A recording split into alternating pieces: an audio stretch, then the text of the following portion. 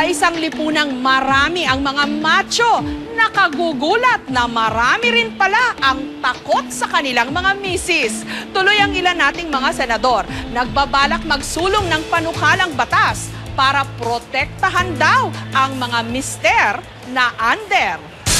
Ako si Jessica ang Carrot King. Pasok ako sa Pinoy Records.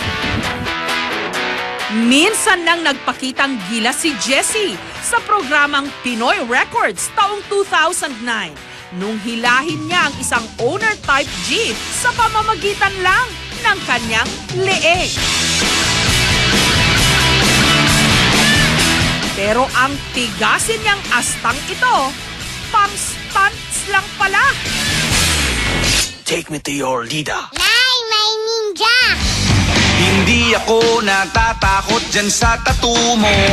Dahil kapag nasa bahay na, ang tigasin, nagiging tigasaing, tigalaba, tigahugas ng pinggan, at tigalinis ng bahay. Si Jessie, aminadong under ni Commander. Takot ako sa aking asawa. At habang ginagawa niya ang lahat ng gawaing bahay, si Mrs. walang tigil sa pagtalak. Hindi ganyan. Gusto mo maigi. Umpisa pa lang daw ng kanilang pagsasama, si Jessie na ang gumagawa ng mga gawaing bahay. Sa utos din mismo ni Kathleen. Basta sinabi ko, oh, ikaw na dyan. Ikaw maglaba niya na. Ayoko maglaba. Ikaw magsaing. Ikaw na lahat dito. Ikaw. Hoy, ito po, labahin pa to. Oh. Bilihan mo ng pagkain ng anak mo bago ka umalis. Hindi ka ba nagsasawa? Ako! Pagkatapos ng 5 oras ng paglalako, diretso siya sa palengke para mamili ng pananghalian.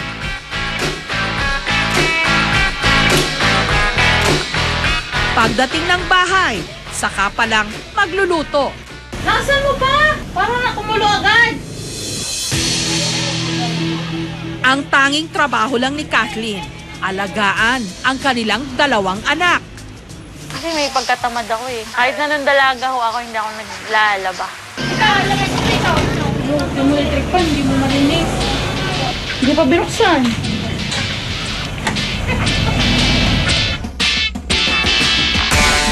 Lagay mo na yung paasin. Kahit nagtatalak si Kathleen, si Jessie tahimik lang. Ayaw raw niya kasing lalo pang magalit si Mrs.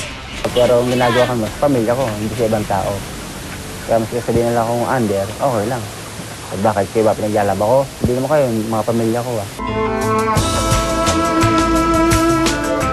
Pati mga umpukan at inuman ng kanyang mga kaibigan. Iwas na iwas daw si Jessie. Ayaw na ayaw daw niya kasing matalakan. Nahiya ako para hindi na maulit yun. Hindi ko na ginagawa, mas na meron magyaya sa akin mag-inom. Hindi na sumasagot. Kung gumagawa ang alibay, sinasabi ko pare, may lagnat ako, hindi ko pwedeng minom. Pero kahit aminadong takusa o takot sa asawa, hinding-hindi raw iiwan ni Jessie si Kathleen.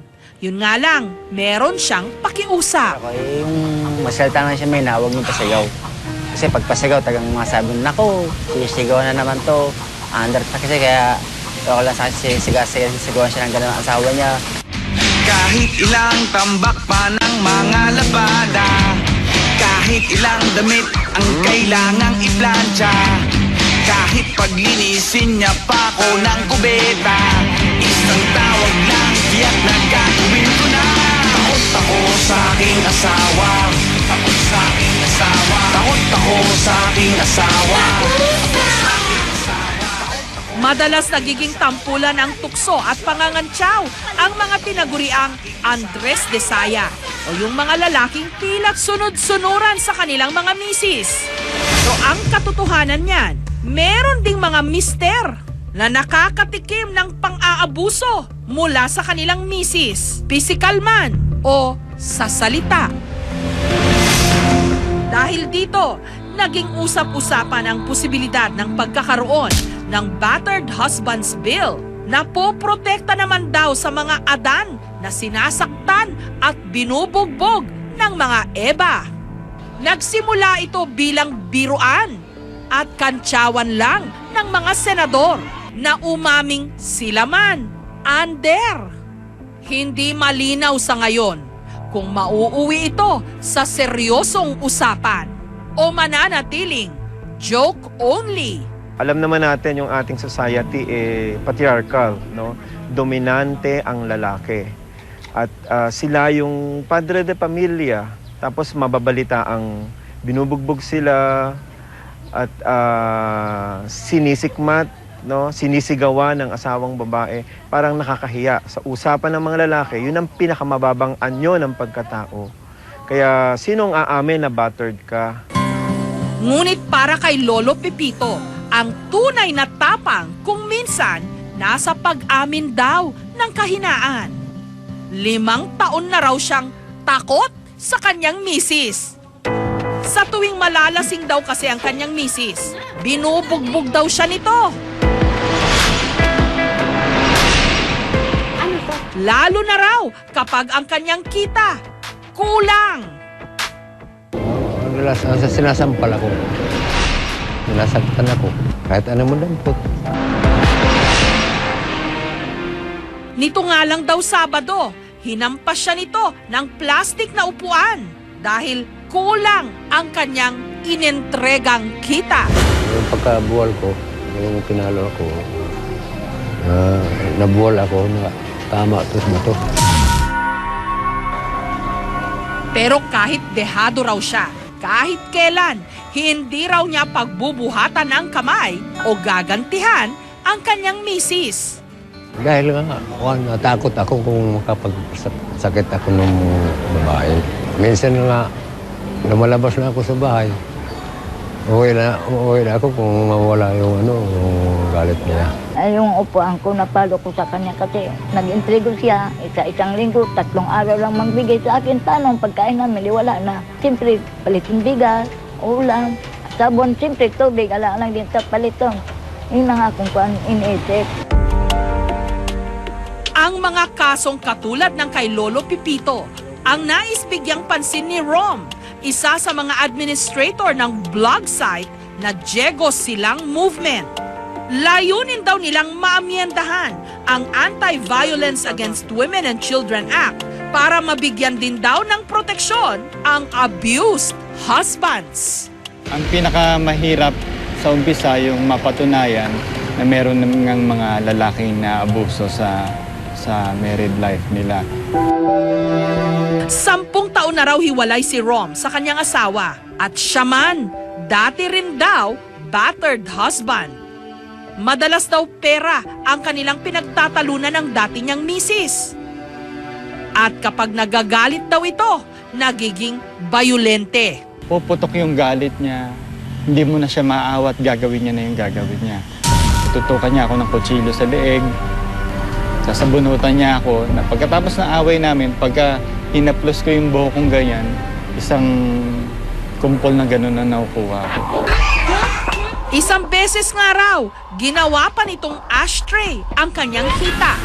Meron akong nasabi na hindi niya nagustuhan na ikinagalit niya. Tapos bigla-bigla na lang na pinatay niya yung sigarilyo sa hita ko.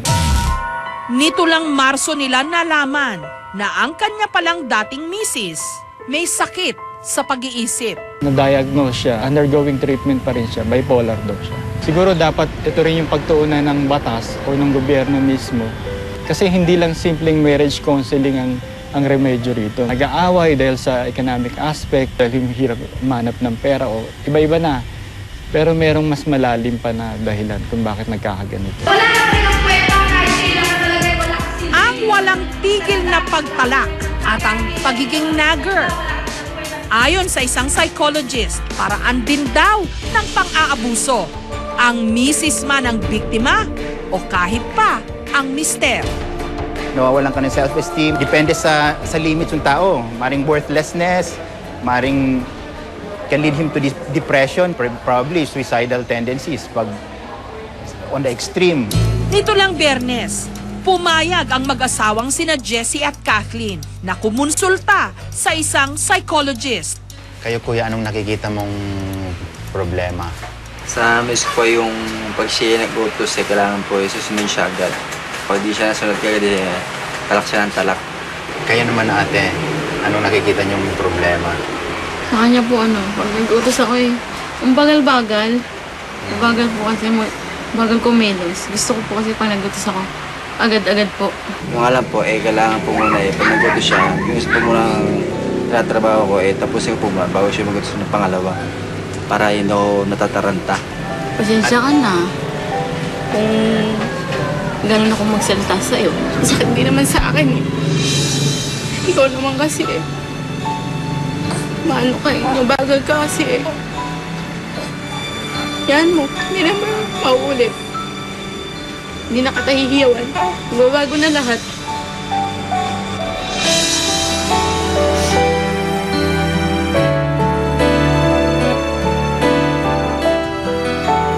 Pagkatapos ng kanilang counseling, nauwi ang lahat sa isang taksyapo kung saan ibinuhos ng mag-asawa ang lahat ng mga naipon nilang galit sa isa't isa sa pagtatapon ng mga plato.